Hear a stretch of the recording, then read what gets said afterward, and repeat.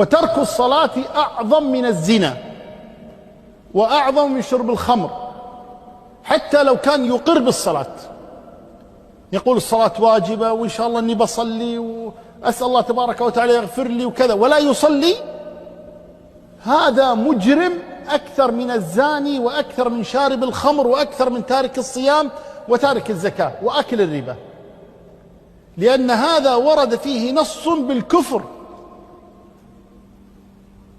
العهد الذي بيننا وبينهم الصلاة، فمن تركها فقد كفر. صار كثير منا ينكر على الزاني وينكر على شارب الخمر وينكر على تارك الصيام ولا ينكر على تارك الصلاة، مع أن جريمة ترك الصلاة أعظم بكثير من جريمة شرب الخمر ومن جريمة الزنا وغيرها من الجرائم ما عدا الشرك. لا تحب مجالسته ولا تزوجه ولا تتزوج المرأة التي لا تصلي، حتى إذا مات لا تحرص على الصلاة عليه. أهل الفضل وأهل التقوى ما يصلون على هؤلاء، فيعودوا إلى الحق.